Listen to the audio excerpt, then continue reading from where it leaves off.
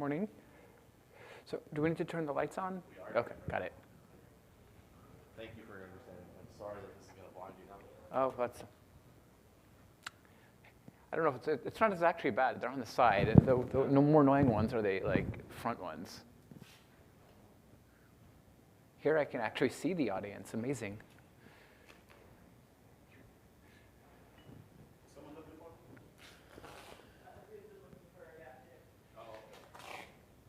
So just let me know when we're good to go. Given.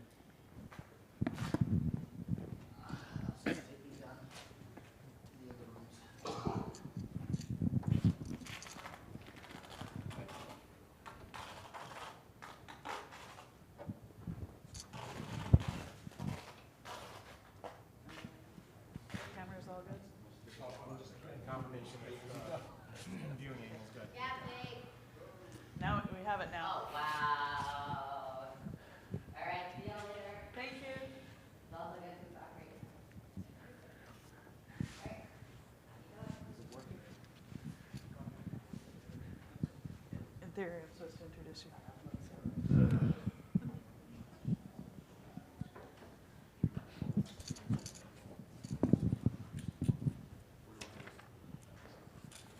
think we've got everything. I'll give you a picture of what it's No, there's a half-hour break afterwards, so yeah, it's not going to be a huge thing. Slightly over.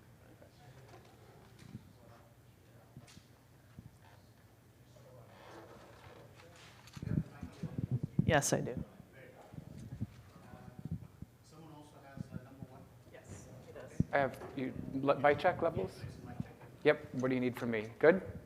Perfect. All right. Are we good to go otherwise?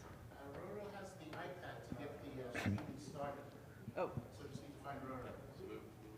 No, we're good. streaming has started? Okay. Oh, is there water? Is there water in case I need it? Just a glass, a I'll cup. bring you a glass up. Okay. Just like Yeah, that. there's water. Okay. Just in case. Good morning, everyone. It's Sunday morning. So our first speaker is Oren Novotny, signing your code the easy way. What? Just a second. All right.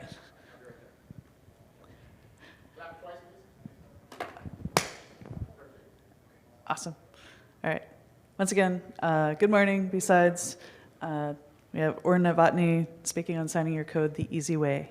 Thank you. Thank you very much, and welcome. Welcome here on a rainy Sunday morning after, was it a night of, well, celebration or losses, I guess, depending on whether you're a Texas or a Nationals fan, right? So, you know, however that goes. But thank you for coming here, and I'm Oren Novotny. I'm Chief Architect of DevOps and Modern Software at Insight. We're a large Microsoft partner. And I am also a member of the .NET Foundation Board of Directors, a regional director, and a bunch of other things there. It means that I work very closely with a lot of Microsoft people, but I do not work for Microsoft. However, if you have feedback or questions or other suggestions, I can certainly help make connections with the right people, as I'm fairly well connected there. Best way to get a hold of me is usually on Twitter. I am there probably nonstop when I'm not speaking. So if you have questions or suggestions or anything else, please follow me there, and I will do my best to get back to you as soon as I can. This morning, we're going to take a look at code signing and what it is and why you might want to use it, some of the common types of code signing. There's more than one. And how Key Vault might be able to help protect you and and secure your certificates and what that looks like, as well as how to set up a code signing service, and so your organization can do this in a secure and automated way, so you don't have to revert to manual and probably insecure things like certificates on developer machines. Short take, don't do it. Quick survey here. How many folks here in the room are creating applications either, let's just say, for the public, or your organizations create applications? Any developers here? A few? OK. How about libraries? Or internal applications and libraries? Windows-based libraries, or Windows-based programs? A few. Linux, other things, Mac, REST, okay. So how many of you have seen this dialogue ever? Oh, come on, I know more of you have seen this. Okay. Did it make you stop and think? You're like, what the heck am I about to do? What would you expect your non-technical friends to do if they saw this? Would they know to click more info? You know, and then eventually get to another scary dialogue and press the button again? Probably not. In this volatile landscape, users need to know who they can trust. And integrity helps prove that a package was not tampered with.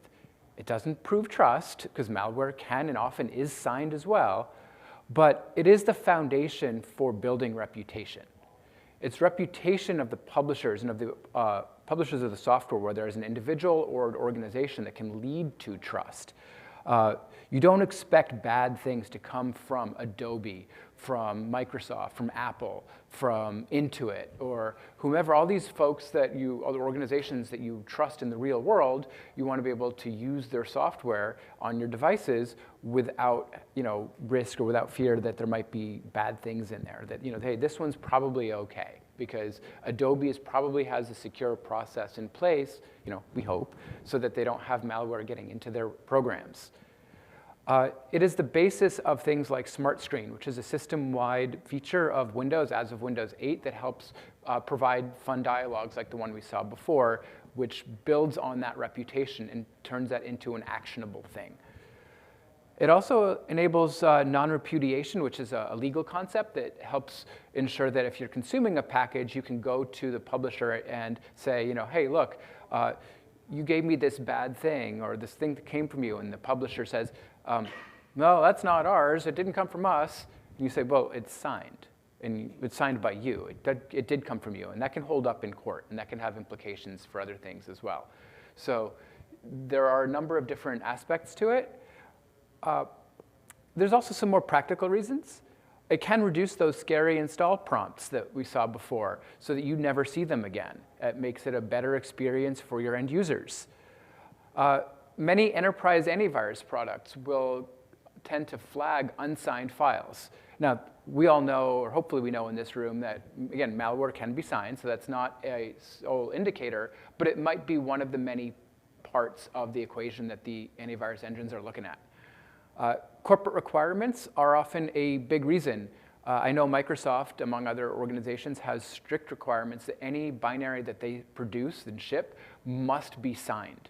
It doesn't matter whether it's public, whether it's beta, whether it's whatever. If it's leaving Microsoft, it has to always be signed. And that helps ensure that if anything is not signed, they can more easily say, that's not real, that's not us, because they have the processes in place that mandate this for everything. It does also enable lockdown workstation configurations and can help prove that certain binaries came from you.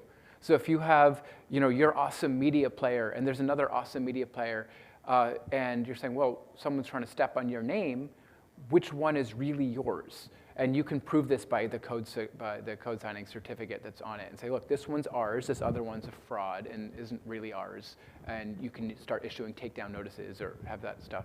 So it can help protect your IP for that. NuGet, which is a popular package manager in the .NET ecosystem, also has added signing to its repositories and to its packages, as well as machine-level configuration that can help secure the supply chain of dependencies. So we've probably heard of like the left pad style attacks where bad things get in there, bad packages get inserted into the system. With this, with a properly locked down NuGet configuration, both on the server and on the client, you can make sure that only packages that are signed by trusted publishers are loaded and downloaded and used by the system. So it's part of it's not a sole solution, but it's part of a defense in depth strategy to help secure the supply chain of your packages.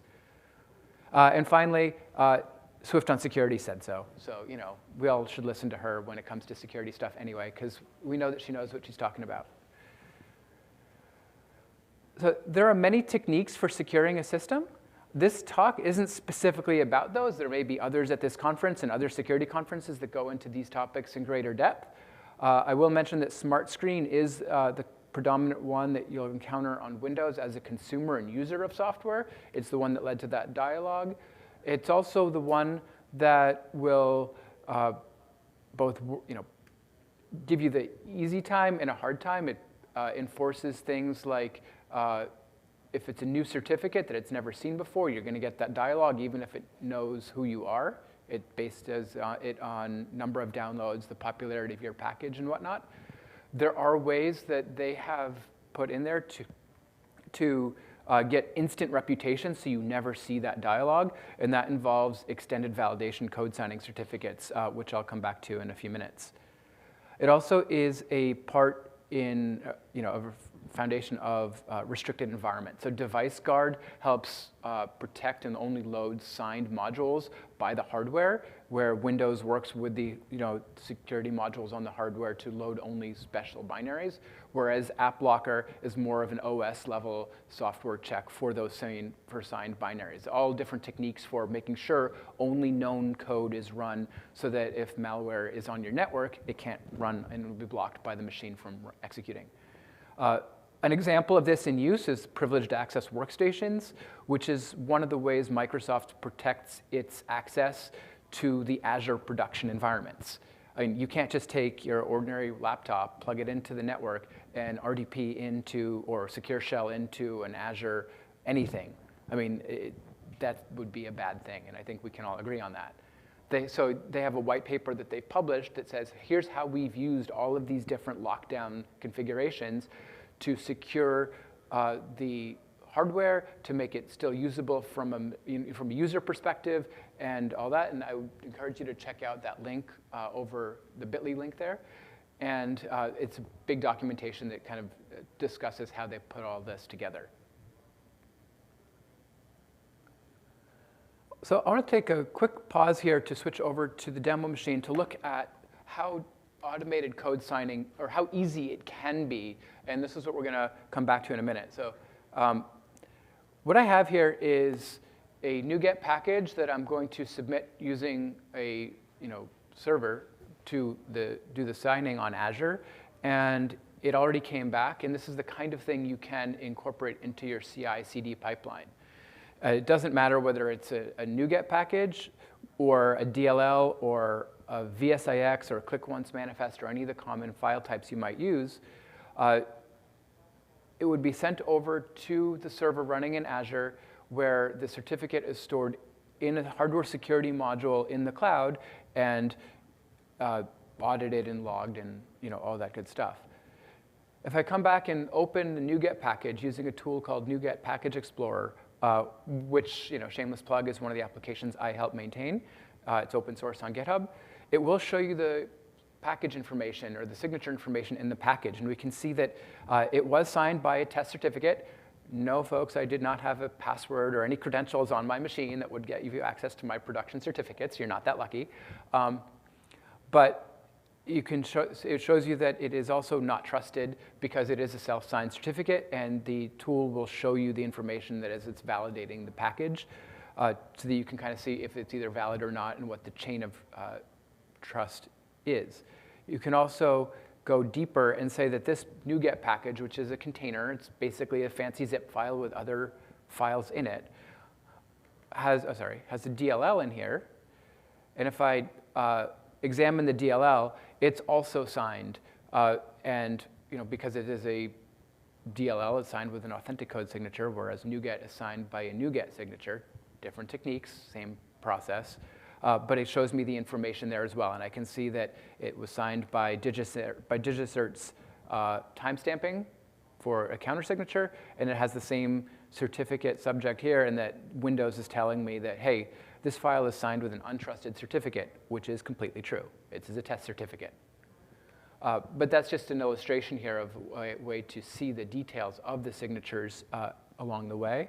And we're going to take a look at how we can set this up for your own environment so you can make it, hopefully fairly straightforward. At least as straightforward as it can be when we're talking about this topic. So code signing is a process. It is not a specific technology. There are many different kinds, where Authenticode is one of the oldest. It is over 20 years old. And it was initially created for, at the time when someone thought it was a good idea, where you might want to load random binaries off the internet and run them in your web browser as you. Hello? Exploits? What? I don't think anyone thought that was a good idea, but nevertheless, the signatures were there to try and show who these were so that the browsers could attempt to put some policy around that. To say, look, I only want to give or allow Microsoft ones or Adobe ones, the Adobe Flash controls. All of the early ways of extending the browser initially came from things like ActiveX until we got better options. The initial versions of Authenticode did not actually have support for timestamping. So timestamping is a mechanism where an external party can say, hey, look, this is the time right now, and add a counter signature to your overall package so that you can know, or consumer can know, that if the signature was done within the validity period of the original certificate. That's an important thing, and we'll come back to that in a bit as well. But that was added eventually to future versions of Authenticode. They are based on various cryptographic standards, ASN.1, which is a binary way of representing structured data, as well as PKCS, which is effectively the schema is to XML. So if you think of ASN.1 as XML and defining brackets and syntax and attributes and the like, whereas the various PKCS formats are like XSDs. They're schemas. They're, hey, this is this kind of message. And there's a number of different kinds of those. And they are based on public key infrastructure and rely on chains of trust and certificate authorities to verify the information about the issuer, like who's asking for the certificate, where's it going, and the like. The easiest way on Windows to see some of these certificates are to look at right-click on a file and hit Properties that's signed, and you can see this is an example of just DevEnv, which is Visual Studio. Almost any file Microsoft has will be signed. However, many third-party ones, majority of third-party ones will be, especially from large publishers. If you click on here, you'll see an example of a dual-signed package or library where it's signed with both a SHA-1 and a SHA-256 hashing algorithm. And that was as Microsoft was busy transitioning, or people were busy transitioning using to stronger cryptography algorithms, while older versions of Windows didn't support them. Nowadays, it's not really common to see SHA-1 signed things anymore because that is a weak algorithm, but the underlying mechanism does support adding multiple signatures. Windows will use the strongest one as long as it recognizes it, so you don't have to worry about the older one in there. You can dive in and see some of the details where it will show you the signature information and the counter signature information, and then you can go in further, see the subject and the purpose of it, and then finally get in and see some of the details. Now, all of this is all encoded within the ASN.1 message, and you can certainly take some of that signature. There are other tools that can take the signature data. You can put it on online tools, view the binary, and get this in other ways. But this is certainly an easy way to see this just on any computer. There's no special tools required. These are standard Windows dialogues. Digital certificates are comprised of an X509 certificate. That's the part that contains the information on it, the attributes, what it can be used for, the name of the certificate, the issuer, any other attributes that you might want to store in it, and a private key. It is a common misconception that a certificate consists of a private key. It does not. Typically, that's what we'll call a key pair. However, it's something to know. It's not really relevant for most of the time because people think of, hey, I have a certificate. Do you have the public key or do you have the private key? And you have it in these PFX files. And the PFX files are just different kinds of messages, the PKCS number 12 that contain the combination of the X509 public information with the private information if it can be exported. That information that is given to you by, that certificate is given to you by a certificate authority, and that is signed by them. So that's them vouching for you. That's what creates the chain of trust. If you use something like DigiCert and say, look, I'm Jane Smith. I want a certificate for my code. You're going to go to DigiCert. They're going to ask for some proof, some information. They're going to give you the certificate, and it's going to be signed by them. And that is their certificate is trusted by Windows and Mac and Android by way of the various root programs. Corporations will also have internal certificate authorities, and that will be useful for domain environments where a corporation controls that. So instead of relying on a public certificate, an internal one can say, hey, look, use ours, but because we have existing infrastructure that's pushing out the what's trusted by the machine, we can use it. There's also self-signed certificates, which are ones you can just basically create yourself, which are really much only good for testing because they're not, by definition, trusted. There's a number of different types of certificates out there. Some of the most common ones you'll see are server certificates, and those are what you'll use when you authenticate, or when you connect, rather, to any web server, or almost any web server these days. They used to come in a standard and an EV variety. The EV variety had extra validation in there, and that's what gave you the green bar in the browser until people started to realize that it's pretty much pointless because users had no idea what the difference was and what this green bar meant. So EV certificates for web servers have basically been completely phased out. None of the major browsers even show indicators anymore for them. And this is generally automated by tools like Let's Encrypt these days, and you can get them for free and not have to pay a lot of money for them. Code signing comes in a standard and an EV variety as well. However, in this context, EV has significant meaning and difference because of the rules set by the CA browser forum and the various operating system and vendors. So folks like Microsoft and Adobe and Apple, the people that have and the browser makers, the people that have a say or stake in this ecosystem participate in this forum to dictate what are the rules the certificate authorities have to follow to issue the different kinds of certificates, requirements around storage and use of those certificates and whatnot. So EV for code signing has some particular rules such that individuals cannot get them. You have to be a legal organization or entity.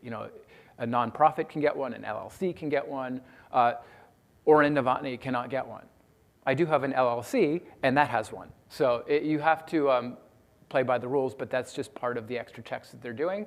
As well as for code signing in particular, EV certificates cannot be issued to anything other than a hardware device. And it has to be FIPS 140-2 compliant so that it's tamper resistant and it cannot be stolen. So there are significant differences, whereas a standard code signing certificate can be issued and be exported, can be on a file, can go between different machines. The EV ones cannot. There's other ones that, like for document signing, and those are ones where Adobe has more of an influence, as you might imagine, with Adobe Reader and other folks like DocuSign play in this space, and these are really conforming to government regulations about identity and checks there, so that signatures that are signed, when you're signing a digital file with, or a contract or document with a document signing certificate, they are e-signatures. They can't hold up in court for you instead of using a pen and paper. So there's other sets of requirements around that as well. There's different algorithms that you might use for the cryptography, whereas elliptic curve typically has shorter key lengths than RSA.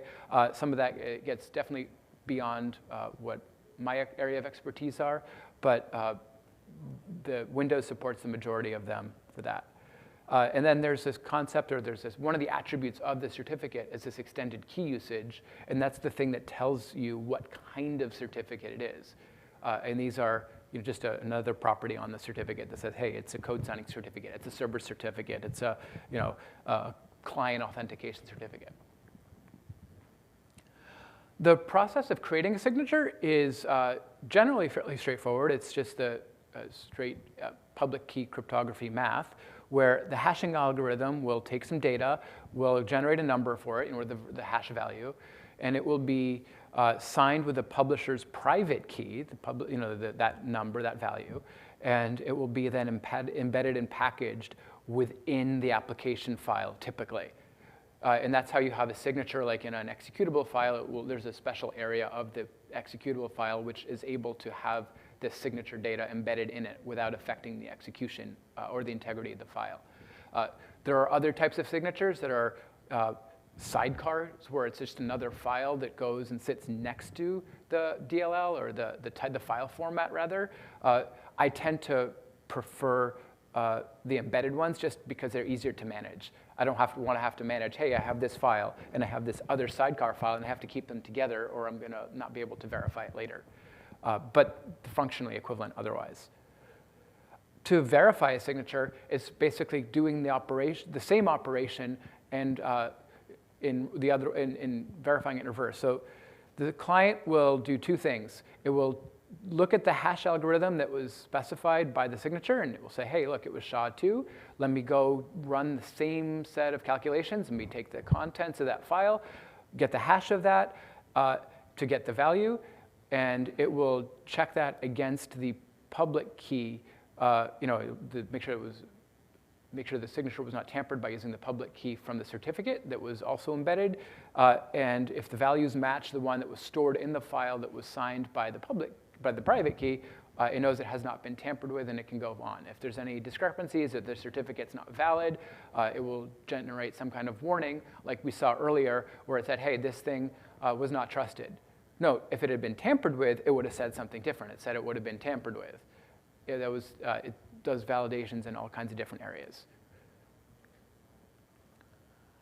To get a certificate, it's a multi-step process, as many things here are. Typically, you'll have a user asking for a new certificate, saying, hey, I want a new certificate. And I'm going to talk about the context of getting one from like DigiCert for a public one, but it would be very similar if you're using an internal certificate authority where you might have a website to submit a request here. But they're going to use either a browser or their HSM tool or Azure Key Vault, something, wherever the key is going to go, is going to generate what's called a certificate signing request. And that is a special PKCS message that will be sent to the certificate authority for signing to generate the public certificate out of. It does not contain the private key. That's one thing that is easy.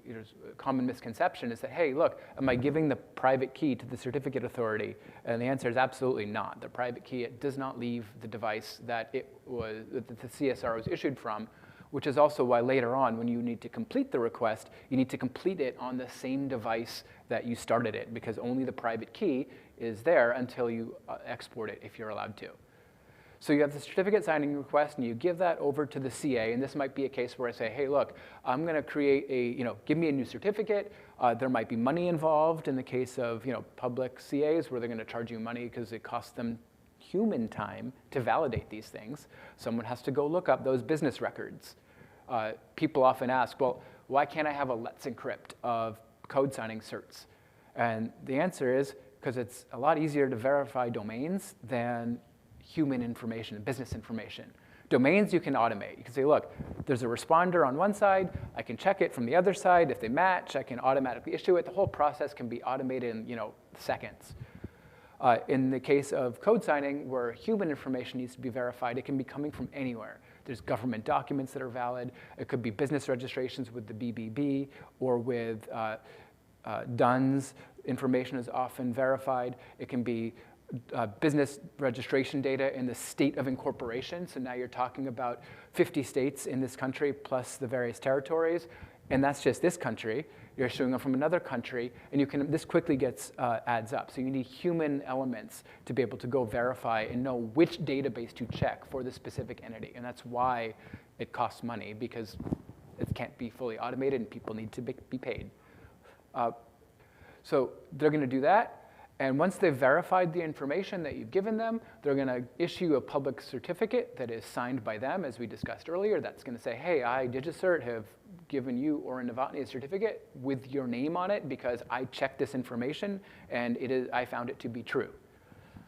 I'm going to take that certificate back and then merge that into the device. In this case, I'm using Key Vault, but wherever the certificate request was generated from, and that will then give me that public-private key pair that I can use for cryptographic operations in the future. When they're merged together, non-hardware bound certificates, that is to say ones that don't have an EV or export restriction on them, can later be exported by the operating system to this P12 or PFX file. They're both the same. They're PKCS12 messages. Mac tends to use them as P.12. Windows tends to call them PFX. And that's because PFX was there before the format was standardized and eventually became P12, but the file extension stuck. They're the same thing. You can rename them. It doesn't matter. So the process, once you have a certificate, the process of code signing historically has been, in order to do it right, kind of tedious. I don't think anyone follows this approach. As you can see, this graphic is a little bit dated. I liberally borrowed it from some Microsoft documentation that itself was quite old.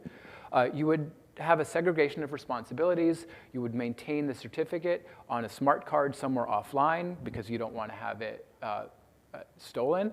And so you would typically take the output of a build, give it maybe on a thumb drive to a administrator, to a signing admin, someone who has the rights to do this. They would scan this for viruses and malware.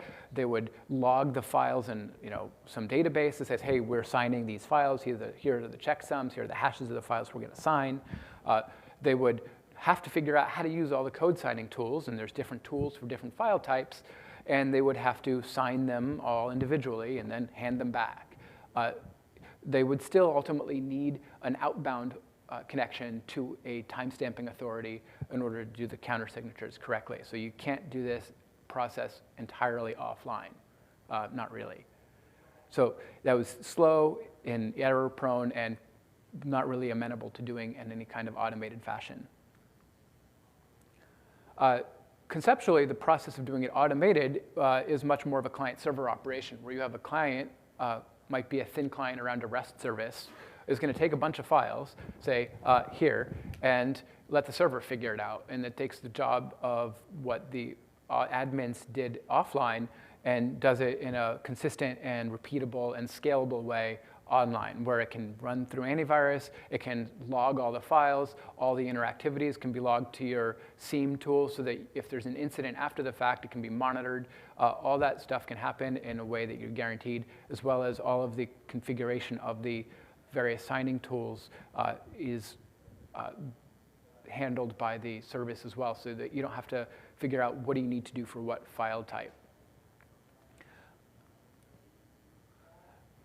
So there's different file types have different signing tools.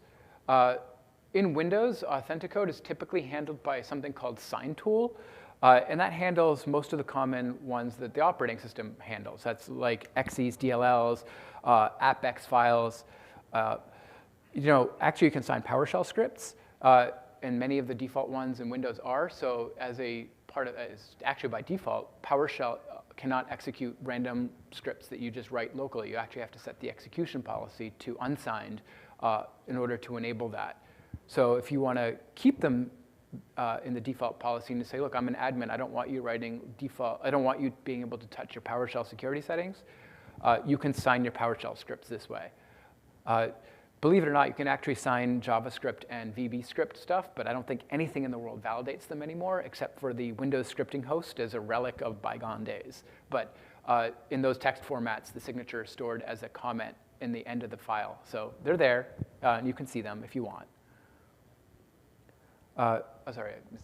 There's other file types have different tools. So Visual Studio and Visual Studio Code extensions come in a file format called v6. It's a fancy zip file, and they use a tool called v6 sign tool. So shocking, really original name. ClickOnce, which is a common format for distributing applications within enterprises, because it can auto update, uses something called Mage. NuGet uses the NuGet tool to do its signatures. Java has its own tools for APK signer and jar signing. Apple has its own code signing tool for signing the files for a gatekeeper, as well as, I think there's another on Product Builder for signing the package files as well. So Apple has its own tools as well. Like, they're all the same thing. They're all calculating signatures in this way we talked about before, but different file formats have all these different tools for handling it. Also, out of the box, none of them have direct support for keys that are stored externally that Windows doesn't know about. So if you wanted to, they all rely on CSP, which is basically the equivalent of an operating system driver for a security certificate. So you can have a hardware token with it, and you plug it in, you install the software, like I have something from Gemalto that has a certificate on it. I plug it in, I have software on there, and the SafeNet authentication client will prompt me for a password. And it just doesn't work. Like, that'll work for this, but if I want to put it in, say, something like Key Vault, where Windows doesn't know anything about the HSM in Azure, it's not going to work for me. So we need to take a different approach. There's a number of challenges with code signing. Protecting the certificate, or protecting the key, rather. The certificate doesn't matter. The key, it can be quite hard. Certificate compromise is a real thing. So in 2017, there was a research firm, Venafi, that put together a study that found that certificates were selling on the dark web for over $1,200, which is significantly more than the cost of a firearm on the dark web. And that's because it's much more valuable. Guns are easy. Certificates, well, unfortunately. But certificates are used by bad actors, especially ones that are treading on your good name and your reputation. And they can, if they steal them, they are often very difficult to detect that the compromise has happened for some time afterwards. So, if a bad actor gets on your network, they're going to look for those PFX files if they can get a hold of them and start brute forcing those passwords, and they'll usually get them. Certificate use also needs to be audited, as we talked about. Like, if something does happen, one of the key parts of incident response is being able to look and say, okay, well, under what time frame, what was signed when, under that situation? If someone just steals a PFX file, well, you'll never figure that out. If you have a service that's under your control, at least you can look at the audit logs and see what happened and at that period of time. There have been a number of incidents. So this is something that even big companies have trouble with. So like Asus earlier this year had malware in their software signed by, in their updater, which was signed by their certificate. Sony in 2014 had the Destover virus, the Destover worm, used the Sony certificate. HP had malware in 2014. CCleaner in 2017 had malware injected into their system. And Adobe in 2012 had stuff malicious stuff signed by their key. So point here is that even large organizations can have trouble protecting the certificates here. So it's something to consider, because I suspect most of the organizations we work at are probably not as sophisticated as Adobe when it comes to those kind of practices. Maybe we wish we were, but let's face it, we don't always get that privilege. There's also Arcane Commands for these tools. So it's not as simple as just sign this thing. Each of the different commands has a whole lot of different options, and most people don't know what they are, and the defaults are also pretty bad because Windows optimizes for compatibility over security, and the default options for most of the commands were meant for Windows 2000. Newsbreak, it's been about 20 years, and the defaults may have or should have changed, but there are other parameters, but you just need to know what they are. There's also the issue of orchestrating multiple tools. So if a v6, which is a fancy zip file, contains a NuGet, which contains DLLs, what do? A Visto has DLLs. The ClickOnce stuff has DLLs in it. You need to sign the DLLs first before you sign the manifest. So you need to be able to sign the right things in the right order, typically going inside out. So there's an orchestration component to this, which ties together all the different tools. It gets tedious, and it can be error-prone. So stepping back to Azure Key Vault, just quick show of hands. Anyone here familiar with Azure Key Vault? A few? No? OK. So Azure Key Vault is Microsoft's hosted HSM in the cloud. It comes in 2 editions, standard and a premium. The premium one is backed by hardware. I think they're using Thales devices in there, but you never see them, but they're there. But they are FIPS 140-2 certified devices. Their certificates are all there for auditing and on the Microsoft security site.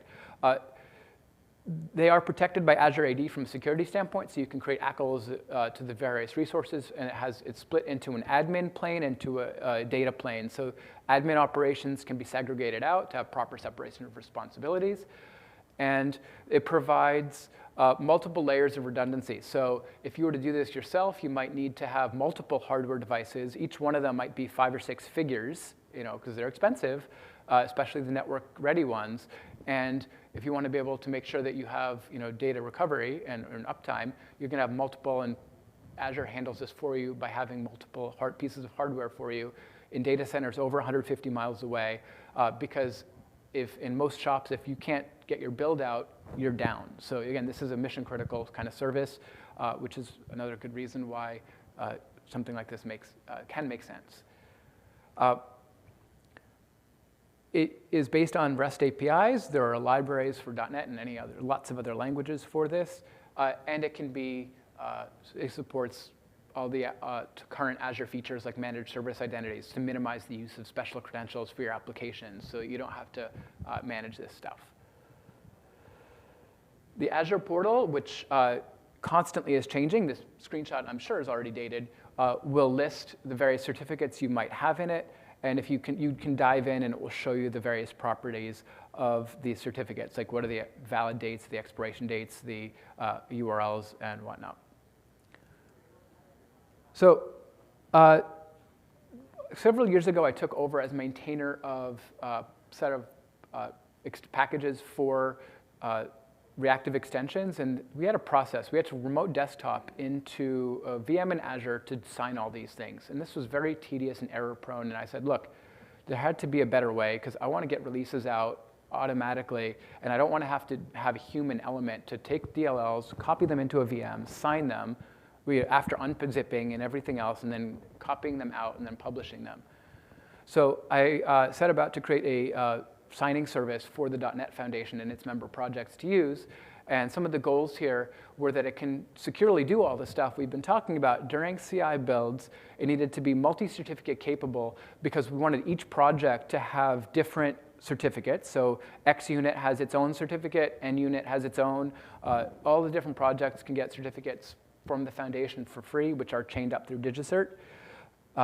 And it can handle all of the nested files, all of the orchestration, and it needed to be inexpensive to operate. It's also fully open source and on GitHub, so if you want to deploy this within your own organization, it's absolutely something you can do. The security architecture was designed to be as good as we could do it based on what Azure supports. So it relies on 2 keys to the castle. The service itself cannot do any cryptographic operations without an active incoming connection because it relies on the OAuth on behalf of flows to make sure that it can only do the cryptographic operations on behalf of the incoming client connection. It cannot do cryptographic operations on its own. So even in the event of server compromise, it doesn't the attacker can only do something for those calls that were happening at that point in time. Just any other random data would not be exposed to try to minimize that stuff. So the service itself can create users and create the key vaults and create and manage the requests, but it cannot do the important operations, if you will. We're running a little bit low on time, so I just want to call out. This was done with help from the community. Kevin Jones created an open version of a couple of tools for Azure Sign Tool and Open v6 Sign Tool to enable the Authenticode and v6 signatures to work with Azure Key Vault. I figured out Mage and NuGet, and we're going to support jar sign coming soon. It's really just open source. We haven't had a lot of demand for it, but certainly if anyone wants to help, we will be happy to take contributions. A couple of just case studies. I'm going to kind of skip these slides because I want to kind of show you a quick demo here. The executive director of the foundation, it's been valuable to the projects, as well as Cake Build. They found it useful as well. Cake Build is a build bootstrapper to help do things with build automation. And they have an executable file. So the .NET Foundation provides code signing certificates. that are using EV code signing certificates. So that's something that they get for free as a huge value, because they couldn't get that as an open source project on their own, because they would not have a legal entity. The foundation serves as a legal entity for them by way to get the certificate. In order to set up the code signing service, it does require global admin of an Azure AD directory tied to the subscription. It does not have to be your corporate directory, because I understand that that is oftentimes quite difficult to get, rightfully so. But you can do this using a separate subscription, and that's because it needs to store its configuration information. It's using extended, some of the extension attributes within Azure AD to avoid the use of a database. So there's all of the tools are on GitHub. To deploy this thing, there is both an installation guide as well as a user guide for how to set this stuff up. And please reach out to me or file an issue on the GitHub repository, and I'll try and help you out. I mean, in open source, the documentation can always be better, no question about that. But I try to make it as easy as possible with utilities and scripts for the tedious bits. And then once you have something, let's just switch over to this computer. The GitHub site has all this here, and the installation and deployment information is linked off the README. If I come back, and once you have the sign service running, and it's going to make me log in again. This is just the admin UI. Users would never see this. They just would automate that with a REST call or the .NET Core global tool, which is cross-platform, runs on Mac, Linux, and Windows, can save you the trouble and automate all the authentication and the client bits for submitting the binaries.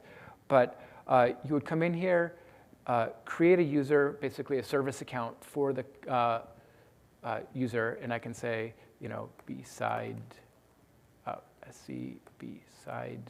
DC. Sign, if I can type, sign and BSides. And we give it the timestamp URL up. If I can type.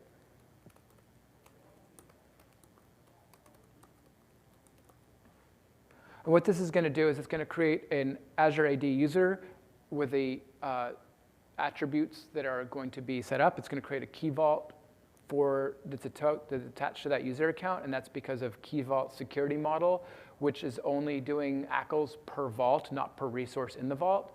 That's not in itself as much of a trouble, because you pay per certificate, not per resource. So it doesn't really matter whether you have 1 Key Vault or 100 Key Vaults. You're paying for the number of certificates. There's no charge for a particular Key Vault. In this case, the usage is fairly inexpensive.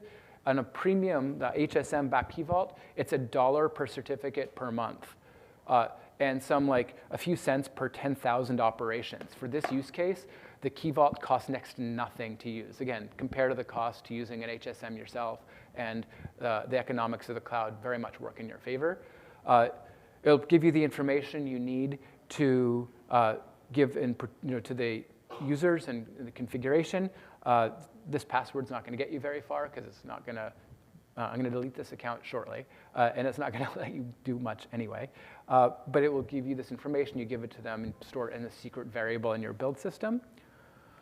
Once you have the Key Vault there, you can use this to generate that certificate request. So this is where you'd come in and say new certificate. The name itself doesn't matter, EV1 or whatever, Cert1, and it will let you view the certificate request, and this is the information that you would provide to the certificate authority in the form that they say, hey, paste the CSR in. And when you have the certificate, you would browse for the CER file that they give you, and it will upload that and merge it, and it'll become available for use. The final thing you would do is opt to just configure the cert, and that's where it'll show you the available certificates in case you have more than one in that Key Vault, which is the one associated with that user. So the point here is that all the information, all the configuration is done on the server. The client doesn't have to do any of this. You can have, and if you have different departments, different organizations, they can have their own service accounts. It's all configured, and you manage it here. If there's ever an issue, you can just unconfigure you uncheck the box for configured, and it will block that sign service operation until you re-enable it. In case of an incident, you need to quickly block them for a time being without potentially like changing the password if you don't need to. Maybe you just need to investigate or see what's up. So with that, I believe we are at time. Thank you for coming. And I'll stick around for a little bit. I think there's a half-hour break. And certainly happy to help out if you need to get this or want to get this configured for your organization. So thank you very much.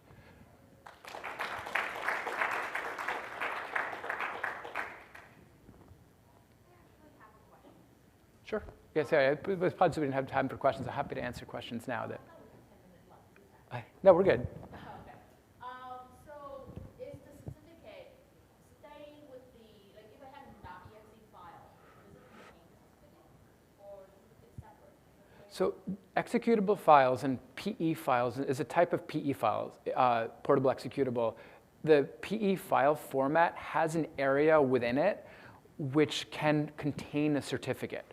So there's data segments, there's executable segments, there's other things. So part of the hashing algorithm, I mean, it's not just taking, it's not just doing a dumb binary, read the whole buffer in and calculate a hash. There is a defined structure to it. And that's what the Authenticode, and each file type has its own mechanism of doing that. So it reads the data segment, it reads the text segment, it reads the executable, it reads all of the relevant parts of the file to generate this signature, which then get tucked into another part of the file that is not checked. It's also an area where So basically, if I double click on the executable, Windows loader would then read the certificate and then do sort of similar check and make sure. yeah, so the Windows certificate will read that from that area, correct. It's also an interesting area. Ever wonder how when you download Chrome or you download some of those programs that hey, it magically already has some of your account information in it? Because there's some tricks in there that they can piggyback some data. So I didn't really get a chance to cover this, but certificates and actually the signatures themselves can have signed attributes and unsigned attributes. Signed attributes are the stuff that I'm going to just tuck in the signature. Here's the stuff. It's arbitrary. It's whatever I want to put in the signature. I can do that, and then I sign it. And then that goes, the signature goes around that, right? So if I modify any of the signed attributes, the signature is no longer valid. I can also put unsigned attributes, which are not checked, and I can modify those after the signature is done because they are not trusted. They can still go in the same area of the file, but if you look at some of those things, like either Backblaze or Google has done this, and a number of others, you can tuck magic links or other random data in there, in the unsigned attributes in that signature, so that when you launch that program, the program will read its own signature to pull out that information and magically get started. So it's kind of a neat, nasty, otherwise trick that you can kind of piggyback some information in there. Do you know what segment in a PE file that the certificate is for? I don't recall the name of it. I'm sure it's online somewhere. I'm sorry. Also, okay, so this is a question. Since from the perspective of the user, you want to see if you run something that is signed, so that you make sure at least it's some way not malicious. Mm-hmm. But how is that strategy different from if you go to a website and this is you connected them with like SSL and you have the website certificate, and the website gives you the executable and say that, well, this is the SHA-256 of that executable. So you download the executable, you calculate your SHA-256, compare with what's the value over there, and then you run it. Like, would that be sort of an easier? So It's like a less of a lift. So I guess the question is like, if the website's providing me the SHA of the file, and what's the easier for the user, or well, so you. So you absolutely can do that. I will say this. I'll say the thing that's the less effort is if I don't have to do anything. And that's what Windows will do for you. So yes, you can absolutely download a file, run the hashing tool, calculate this stuff out, but I guarantee you my mother won't do that, right? So like we in this room might know how to do that, and please do, but if you can have something that's running in the background and it's always on, basically never gets turned or cannot be turned off, that's the kind of thing that Smart Screen is. So Smart Screen is doing that behind the scenes. That's what's known as the mark of the web. So Windows, whenever you download a file off the internet, whether it's Chrome, Firefox, Brave, Internet Explorer, Edge, or whatever, will say, hey, there's an alternate data stream that contains the mark of the web. And that's where, if you've ever seen that file, it says unblock or block, right? There's a checkbox in there. For the ones that came from the web, the loader will do an extra check to say, is this signed or not? And if it is signed, great. Do I trust it? What's the reputation of that certificate? And if it's a non-EV cert, and if it's a brand new cert, you're going to get that dialog anyway. Because it's going to say, I don't know you from a hole in the wall. This could be malware. Is it good? Is it bad? I don't know. It has no reputation developed yet. Over time, number of downloads, popularities, executions, Microsoft will not say, because they don't want anyone gaming the system, it will become trusted and that dialog will go away until you have to get a new cert in 2 or 3 years. EV certs contain instant reputation for Smart Screen. So that's where Microsoft has said, well, based on the issuance requirements, it can only be to organizations, and it has to be on an HSM or a FIPS device, we trust it more. It's less likely to be stolen. So you will not see that dialogue unless things go south. Does that make sense? So it's really, I think the benefit is that it's always happening in the background. It's not, I don't have to take a proactive, an action to detect this thing.